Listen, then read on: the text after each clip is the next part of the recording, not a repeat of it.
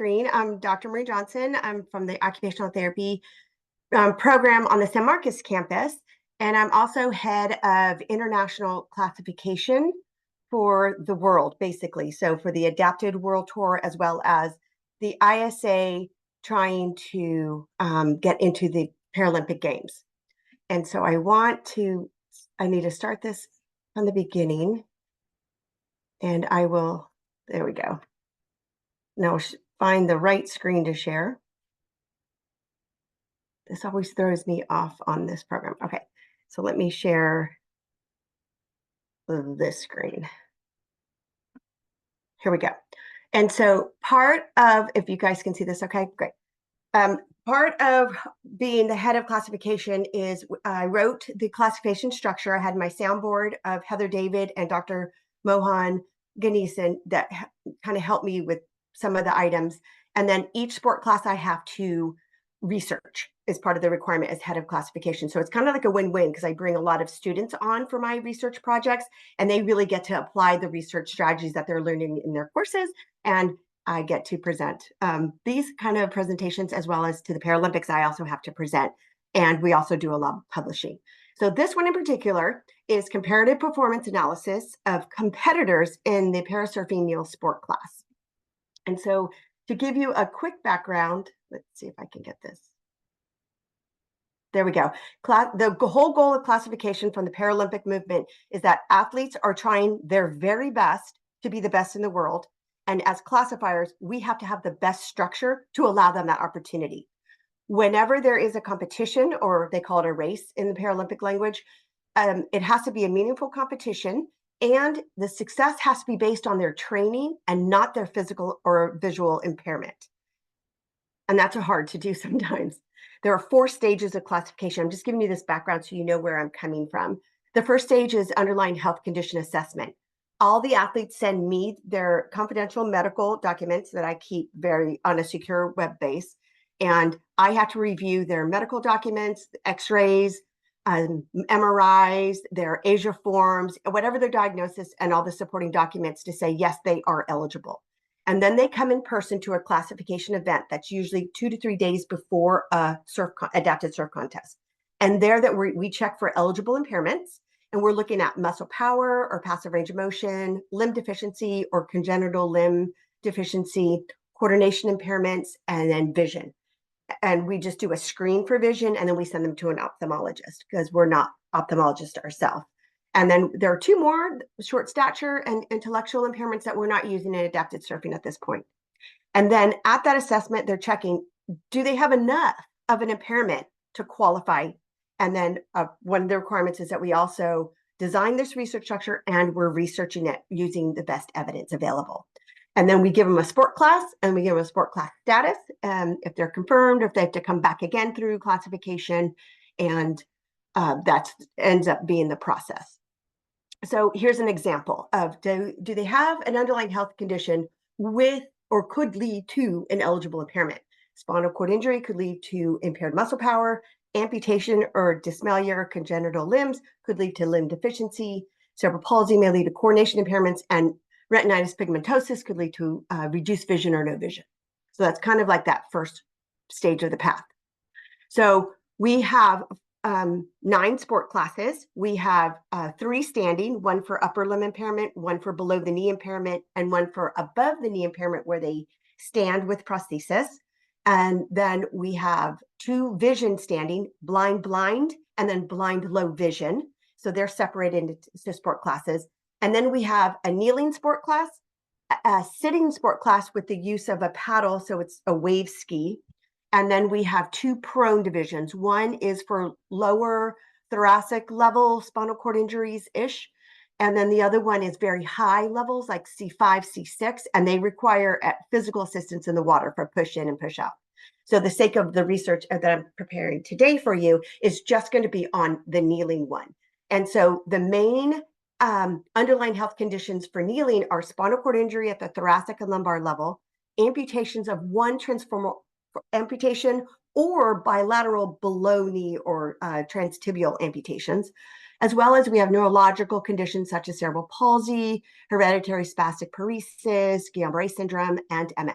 And so the question is it fair that they compete together because they're coming from different diagnoses? And so what we did is from 2019 to 2022, we pulled out, we had 7 international competitions, and we pulled out all the kneeling surfers and that were classified as a kneeler, and they were over the age of 18. And we looked at their classification records for gender, age, underlying health condition, eligible impairments, our testing results from classification, surf stance, which way do they position themselves on the surfboard, and their surf history. And then we looked at the competition records. So we used judge wave scores for performance. And then we did also contest ranking. So how well do they do in the overall contest? We did between group analysis. After normality of the data, we looked at performance using independent t-tests, and then the ranking, contest ranking, we used the Mann-Whitney U. For correlational analysis, we used the Pearson's correlation coefficient for number of training sessions, competitions, and prior surf experience based on performance, the judge wave scores. And then we also did a Spearman's correlation coefficient to make sure that as the judge wave scores were higher, the contest ranking was lower, because number 1 is the best contest rank, where 20 is the best judge wave score. And we did receive informed consent from all the athletes. They have it signed on their classification form that we can use their non-identified data for research, as well as IRB approval from our university. The results show that we had 39 eligible participants, 31 male and 8 female. It was basically pretty much even, the spinal cord injury, amputation, and neural conditions for their underlying health condition. The mean age was about 38.5 years old, and we had about 15 countries or nations represented. So to go into a little bit detail, sorry, this is kind of a busy slide, but what I want to show you is that we had 14 spinal cord injury, when we broke that down even more. So there were 5 in that T8 to T12 range. So you're going to assume there's going to be some trunk involvement.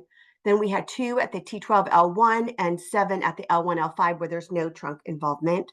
Amputations, there were 18 overall. 8 had above knee amputation, 7 had bilateral transtibial amputations, 1 had triple, and 2 had quadruple amputations. And then for the neurological conditions, we had 7 overall, 4 for CP, 1 for hereditary spastic paresis, 1 GB, and 1 MS. So what we did for spinal cord injury, we used the impaired muscle power, and we test that, just like the students test and how we teach it at the university. And then how does that impair their performance? And so decreased strength in the legs with absent or impaired, depending if it's complete or incomplete, that has impaired balance reactions. So it's very similar for amputation, limb deficiency. We measured how long their limbs were, and then we found that depending on the length of the limb, that balanced for tall kneeling, for example, that worked on their balance issues. And then for the neurological, it was the same thing, where the same pattern of testing, where we went from coordination impairments, primarily hypertonia spasticity, with a series of 10 lower extremity testings, as well as using the modified Ashworth scale. And then we found that their biggest impairment was the rapid alternating motion, because that kicked in, spasticity is velocity dependent. So that kicked that in. So then how quick they popped up impaired them. And so then each one, now we even go, what's the minimal impairment criteria? So it had to be 50% less strength in one leg if it was like an incomplete, or 67% in both legs. And then it's one leg total above knee amputation with no articulating knee. And then the bilateral transtibial could have not an articulating ankle or absent ankle. And then they had in one leg be, so like if you think CP, it could be half of the body. So one leg had to have at least 6 impaired out of the 10 on the coordination test. And then for both legs tested 12. So those are kind of like the details. And then how do they surf? Spinal cord injury faced forward and they kind of pop onto their knees. Amputations tended to go sideways. And then the neuro conditions also faced forward. So what that looks like, additional results is that between the sport classes, we could not find a significant difference for their judge wave scores or their contest ranking. So that was good news. They were able to compete together. And then the surfer position facing forward or sideways, The ones that face sideways, similar to able body, were significantly higher in their performance scores and then lower in their contest ranking. So meaning they did much better facing sideways. So then I have some extra pictures for you to show you that this would be a forward stance, this top left image of the surfer facing the wave. And this is them facing forward with their backside to the wave, because we have this thing called goofy or regular when we're surfing. And then here's another one facing forward on a regular stance facing the wave. And this is a quadruple amputee with their backside to the wave. Here is a AK backside to the wave. And then here is a spinal cord injury front side to the wave.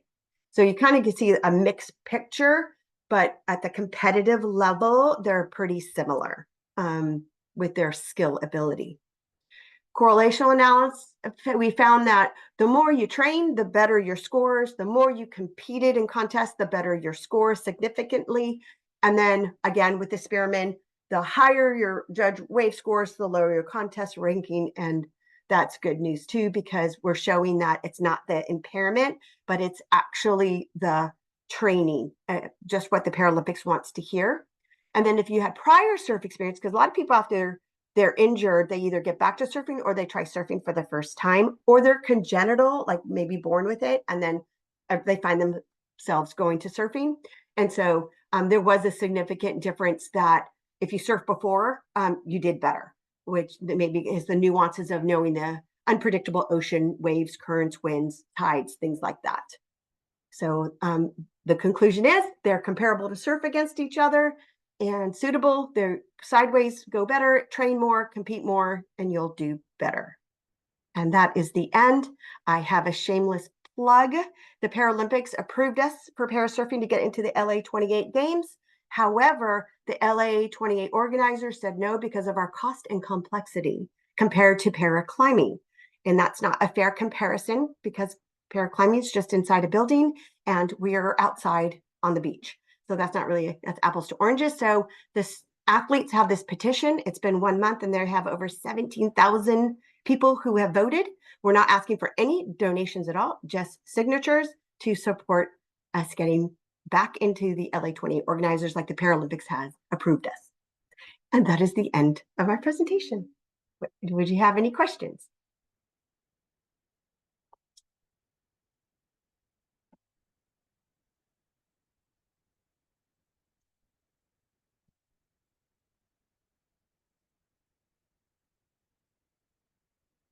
All right.